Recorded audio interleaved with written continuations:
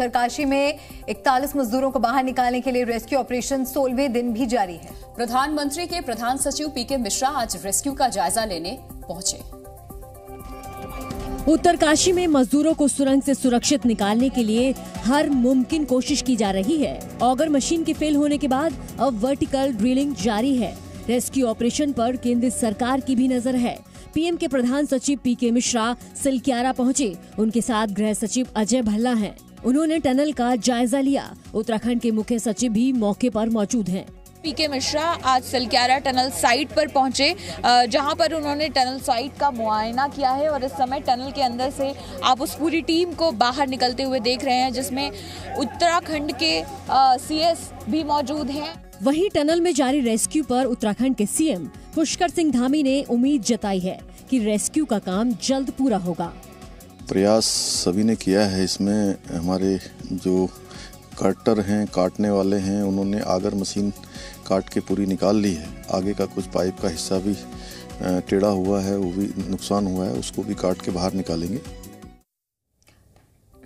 और चलिए अब आपको सीधे तेलंगाना के महबूबाबाद लिए चलते हैं, जहां पीएम मोदी संबोधित कर रहे हैं। महबूबाबाद నగరానికి ఈ ప్రాంతానికి శ్రీ సేవాలాల్ మహారాజ్ యొక్క సమర్పణ త్యాగ తపస్సుల యొక్క వరదానం లభించింది।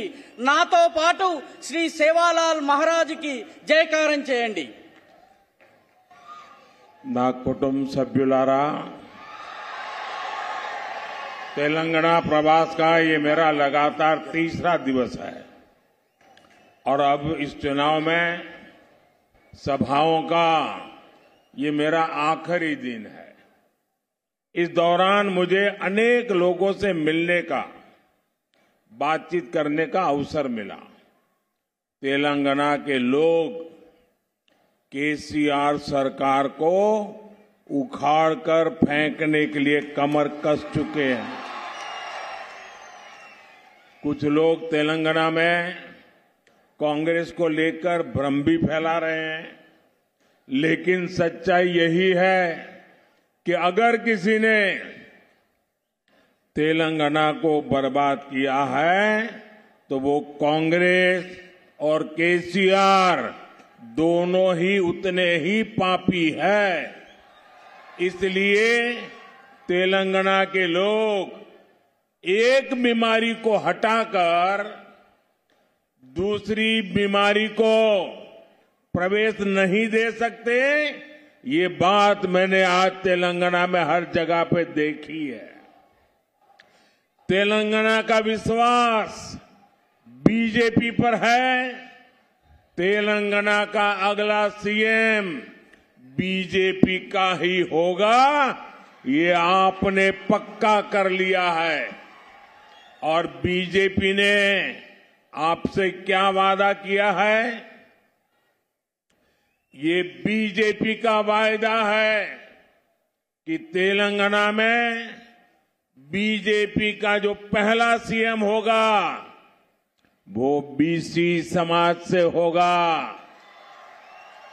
बीजेपी सरकार अपने मंत्रिमंडल में सबको, यानी समाज भी ज्यादा से ज्यादा और क्षेत्र भी ज्यादा से ज्यादा, सबको उचित प्रतिनिधित्व देने का संकल्प किए हैं। अब ये तय हो गया है, तेलंगाना में पहली बार बनेगी बीजेपी सरकार। मेरे साथ बोलेंगे आप लोग? तेलंगाना में पहली बार बनेगी बीजेपी सरकार। आप बोलिए बीजेपी सरकार। तेलंगाना में पहली बार बनेगी, तेलंगाना में पहली बार बनेगी, तेलंगाना में पहली बार बनेगी। మొదటిసారి తెలంగాణలో బీజేపీ ప్రభుత్వం ఏర్పాటు కానుంది। నా కుటుంబ సభ్యులారా, తెలంగాణలో పర్యటనలో ఇది 3వ రోజు। ఈ రోజు చిట్ట చివరి రోజు। ఈ నా యొక్క ఎన్నికల సభల్లో ఇది చిట్ట చివరి రోజు। ఈ సమయంలో నేను అనేక మందిని కలిశాను, అనేక మందితో మాట్లాడాను, ఈ సమయంలో అనేక మందితో చర్చించాను. తెలంగాణలో ఉన్నటువంటి ప్రజలు కేసీఆర్ ప్రభుత్వాన్ని విసిరి పారేయాలని చెప్పి ఇప్పటికే నడుం కట్టుకున్నారు. కొంతమంది నాయకులు కాంగ్రెస్ విషయంలో ప్రజలలో కొంత అయోమయం సృష్టించాలని ప్రయత్నిస్తున్నారు. కానీ వాస్తవం ఏంటంటే ఇక్కడ తెలంగాణను ఎవరైనా నాశనం చేశారంటే అది Congress party, BRS party, KCR వీళ్ళు మాత్రమే నాశనం చేశారు. కాబట్టి తెలంగాణ ప్రజలు ఒక రోగాన్ని తగ్గించుకునేందుకు ఇంకొక రోగాన్ని తీసుకుని రాబోరు. ఇది అన్ని చోట్ల నాకు అనుభవంలోకి వచ్చింది. తెలంగాణ ప్రజల నమ్మకం బీజేపీ పైన ఉంది. తెలంగాణ యొక్క భవిష్యత్ తరువాతి కాలపు ప్రధానమంత్రి బీజేపీకి మాత్రమే చెందినవాడవుతాడు. ఈ విషయాన్ని మీరు ఇప్పటికే నిర్ణయించుకున్నారు. బీజేపీ మీకు ఏం వాగ్దానం చేసింది? బీజేపీ వాగ్దానము తెలంగాణలో మొట్టమొదటి ముఖ్యమంత్రి బీసీ సముదాయానికి చెందినవాడవుతాడు. బీజేపీ ప్రభుత్వము మంత్రివర్గంలో అన్ని వర్గాలకు, అన్ని క్షేత్రాలకు, ప్రాంతాలకు సరైనటువంటి సముచితమైనటువంటి ప్రాతినిధ్యం ఇస్తుంది. ఇదంతా అయిపోయింది. ఇక తెలంగాణలో మొదటిసారి బీజేపీ ప్రభుత్వం రాబోతున్నది. మొదటిసారి తెలంగాణలో బీజేపీ ప్రభుత్వం ఏర్పాటు చేద్దాం. खबर छत्तीसगढ़ से। छत्तीसगढ़ के दंतेवाड़ा में बीती रात नक्सलियों ने सड़क निर्माण से जुड़ी साइट पर हमला बोल दिया। नक्सलियों ने 15 से ज्यादा गाड़ियों को आग के हवाले कर दिया। एक रिपोर्ट आपको दिखाते हैं। दंतेवाड़ा में नक्सलियों ने जमकर कोहराम मचाया। बीती रात नक्सलियों ने सड़क बनाने वाली कंपनी के कंस्ट्रक्शन साइट पर हमला बोल दिया। नक्सलियों ने 15 गाड़ियों को आग के हवाले कर दिया।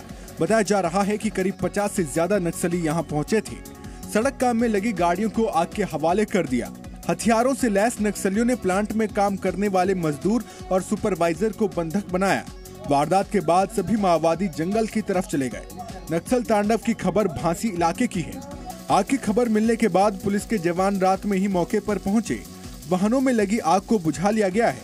फिलहाल नक्सलियों की तलाश की जा रही है। लगभग 25 से 30 नक्सली, जिसमें से अधिकतर नक्सली ग्रामीण वेशभूषा में आए थे और कुछ वर्दीधारी नक्सली भी थे। इनके द्वारा गाड़ियों में आगजनी की गई और आगजनी के तत्काल बाद ये मौके से फरार हो गया। नक्सल वारदात में किसी के हताहत होने की खबर नहीं है, लेकिन दंतेवाड़ा शहर से कुछ ही दूरी पर यह वारदात हैरान करने वाली है।